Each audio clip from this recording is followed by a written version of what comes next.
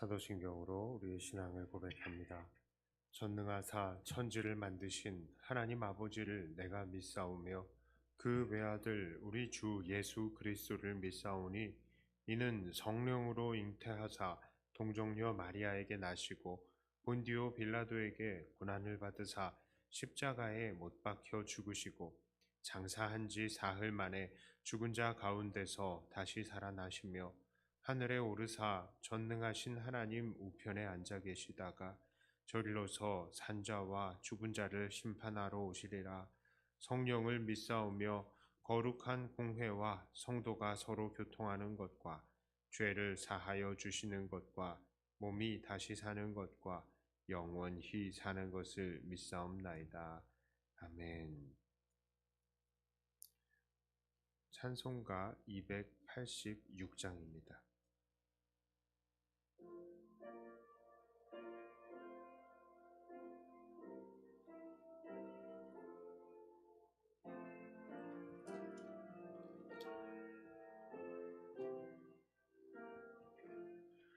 주 예수님 내 맘에 오사 날 붙들어 주시고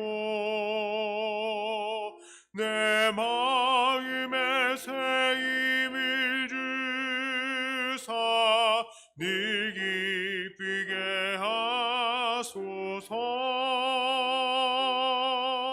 사랑의 주 내 맘속에 찾아오사 내 모든 죄 사하시고 내 상한 맘 고치소서. 주 예수님 내 맘에 오사 내 소원 다하시고 내 무거운 짐 맡아주사 참 평안을 주소서. 사랑의 주 내 맘속에 찾아오사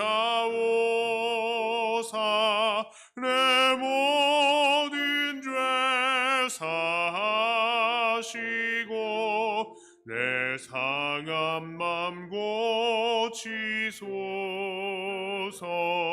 주 예수님 내 맘에 오사 날 정결케 하시고 이 은혜를 내 맘에 채워 늘 충만케 하소서. 사랑의 주 내 맘속에 찾아오사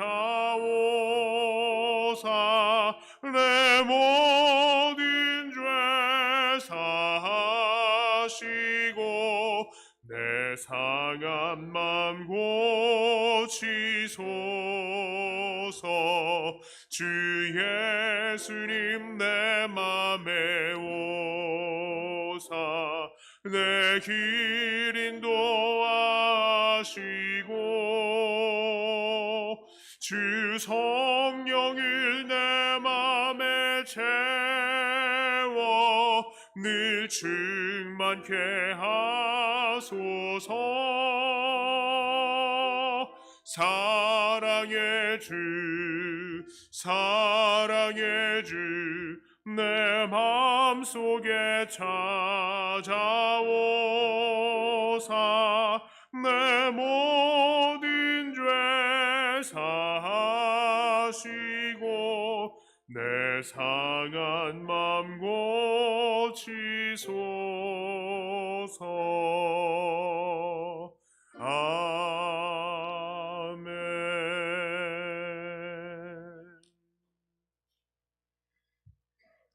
하나님 말씀은 이사야 23장 13절부터 18절까지의 말씀입니다. 이사야 23장 13절부터 18절까지의 말씀입니다.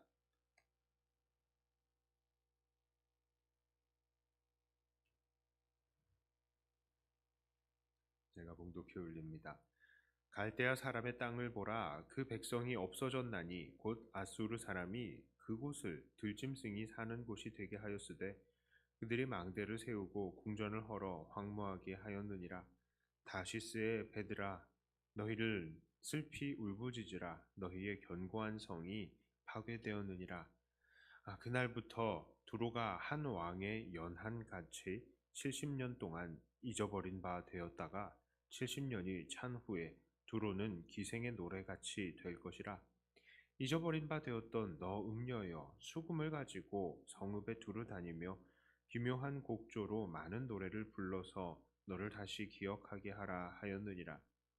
70년이 찬 후에 여호와께서 두로를 돌보시리니 그가 다시 값을 받고 지면에 있는 열방과 음란을 행할 것이며 그 무역한 것과 이익을 거룩히 여호와께 돌리고 간직하거나 쌓아두지 아니하리니 그 무역한 것이 여호와 앞에 사는 자가 배불리 먹을 양식 잘 입을 옷감이 되리라. 자, 오늘 본문 이사야 23장은 두로와 시돈에 관한 예언입니다. 이 두로와 시돈은 성경에서 아주 전통적으로 이 심판의 대상, 하나님의 심판의 대상으로 묘사가 되는 곳이었습니다. 자, 그곳은 이스라엘의 북서쪽에 위치한 항구 도시입니다. 이 두 도시는요, 모두 지중해의 무역을 통해서 큰 부를 축적했습니다. 그래서 3절을 보면 이 시돈이 열국의 시장이다라고 말을 할 정도였습니다. 그리고 이 돈이 모이는 곳에는 항상 쾌락과 이 타락이 함께 모입니다. 자, 그래서 그런지 7절에서는 이들이 그곳을 희락의 성, 즉 쾌락의 성으로 세운 지가 오래되었다라는 말씀을 합니다. 두로는 이스라엘과 관계가 좋았을 때도 있었습니다. 솔로몬의 때에는 두로왕 히람이 성전을 짓는 데에 나무와 기술자를 보내기도 했었습니다. 하지만 이런 대외적인 교류 속에서 이스라엘이 악한 영향을 받기도 했습니다. 이후 오므리 왕조 시대에는 이곳의 출신인 공주 이세벨이 아합 왕과 결혼을 해서 이스라엘의 바알 신앙이 아주 창궐하게 만들었던 경우도 있었습니다. 자, 이제 하나님께서는 그들 두로와 시돈을 심판하십니다.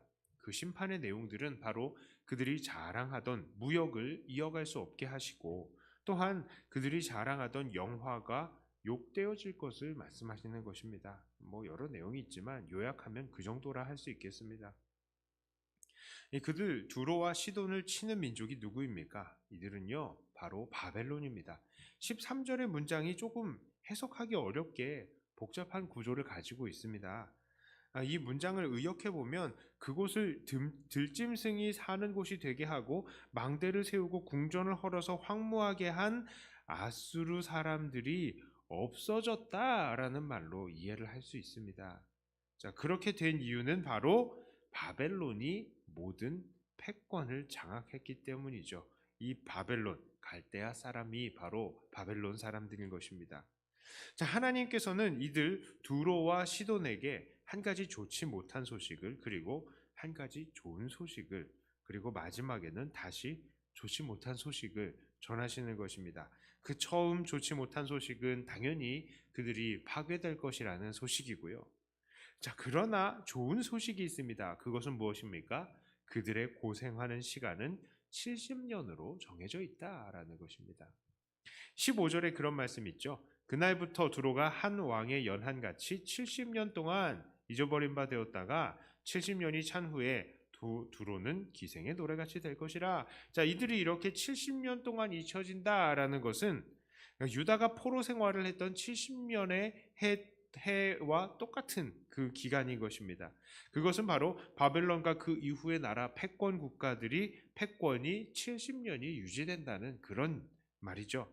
자, 그렇다면 그들에게 주어지는 또 다른 좋지 못한 소식은 무엇입니까? 그것은 바로 그들이 다시 하나님 앞에 죄를 짓게 된다는 것이죠. 17절과 18절의 말씀입니다. 70년이 찬 후에 여호와께서 두로를 돌보시리니 그가 다시 값을 받고 지면에 있는 열방과 음란을 행할 것이며 그 무역한 것과 이익을 거룩히 여호와께 돌리고 간직하거나 쌓아두지 아니하리니 그 무역한 것이 여호와 앞에 사는 자가 배불리 먹을 양식 잘 입을 옷감이 되리라. 자, 이들은 70년 동안 잊혀진 생활, 패배자의 생활, 그것을 하고 결국 하나님께서 돌봐주셔서 이 억압된 생활을 청산할 것이다 라고 합니다. 자, 그렇다면 그들의 생활이 당연히 어떠해야 됩니까? 하나님께서 은혜를 주셔서 하나님께서 그들을 풀어주셨으면 당연히 그들은 하나님 앞에 겸손해지고 하나님을 두려워하고 하나님께 영광을 돌려야 하는 것입니다. 자, 그런데 그들이 어떻게 할 것이라고요? 다시 열방과 음란을 행할 것이고 벌어들이는 수입으로 여호와께 영광을 돌리지 않을 것이다 라고 합니다. 그래서 결국 그들이 벌어들이는 것들이 하나님의 백성들의 양식과 옷감이 될 것이다 라고 말씀을 하는 것이죠. 결국에는 다시 심판에 들어간다라는 것입니다. 하나님의 백성에게 다시 엎드려진다라는 것이죠.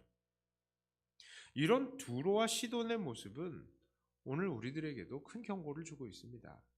두로와 시돈은 하나님 앞에 벌을 받지만 그래서 이 70년 동안이나 고생을 하게 되지만 결국 하나님 앞에 돌아오지 않는 모습을 보이게 될 것이다 라고 예언이 된 것입니다. 하나님께서 그들에게 70년을 고생하게 하시고 그들을 건져주신 것은 그들에게 다시 한 번의 기회를 주신 것 아니겠습니까?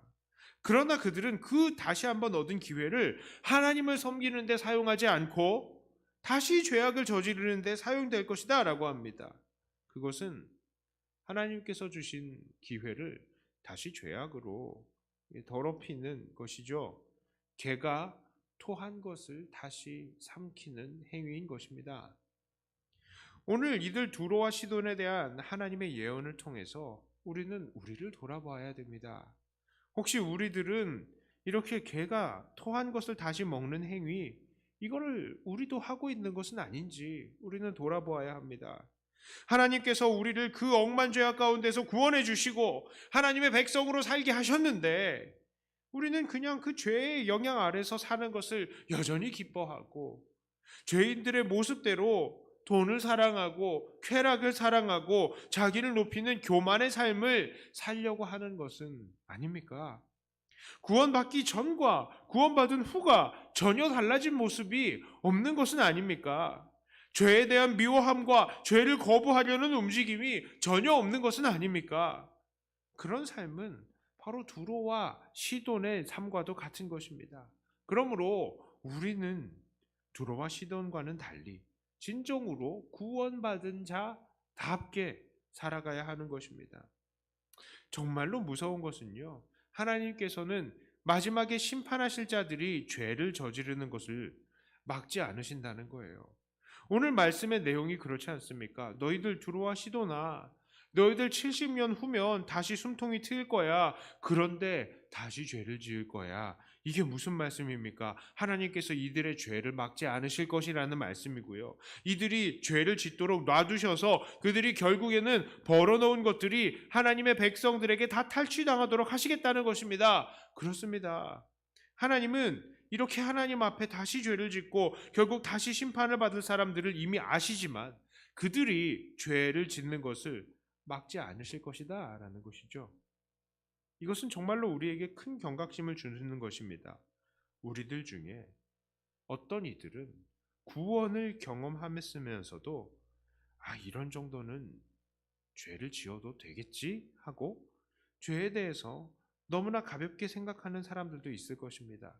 그리고 그 작은 죄를 한두 번 짓다가 보니까 이 죄를 지어도 하나님께서 그냥 놔두시는데 괜찮은가 보다라고 생각하는 사람들도 있을 것입니다. 그러나 우리는 장담 못합니다. 하나님께서 이렇게 우리가 어디까지 죄를 짓나 두고 보시기 위해서 우리를 가만두시는 건지, 아니면 우리가 그냥 그런 죄를 지으면서 하나님과 상관없는 삶을 살다가 결국에는 심판을 받게 하시기 위해서 그냥 계시는 건지, 그것은 하나님만 아시는 것입니다. 그리고 그것은 우리의 삶으로 증명해 보여야 되는 것이고요. 그러므로 우리가 정말 하나님의 구원을 경험한 사람들이라면 그 구원에 감사하면서 죄악을 멀리 하시길 바랍니다. 우리가 구원받은 게 맞다면 당연히 우리는 그런 삶의 태도를 가져야 됩니다. 사람들이 죽을 병에서 고침을 받은 이후에 어떻게 말합니까? 내 남은 인생은 진짜 덤으로 사는 인생이야. 내가 죽을 뻔했는데 하나님께서 나를 살려주셨어. 그러니까 내 남은 인생은 하나님만 위해서 살 거야. 보통 사람들이 이렇게 대답하고 사는 것처럼 우리도 구원받은 이 인생이 바로 하나님께 덤으로 받은 삶이라고 생각하시고 오직 하나님만을 위해서 살기를 힘써야 하겠습니다. 이렇게 죄악을 멀리하는 삶을 통해서 용서받은 자다운 삶을 살아내시는 사랑하는 저와 여러분들이 다 되시기를 주님의 이름으로 축복합니다. 자, 기도합니다. 하나님께서는 어떠한 사람들에게는 두 번째의 기회를 주시지만 그 기회를 또 살리지 못하는 사람들도 있다는 것을 보았습니다. 하나님, 우리는 어떤 사람입니까? 우리가 다시 멸망받을 사람인지, 아니면 다시 이 받은 이 구원에 대해서 구원받은 자답게 살 사람들인지, 하나님, 그것을 증명하는 것은 바로 우리들에게 책임이 있는 줄 압니다.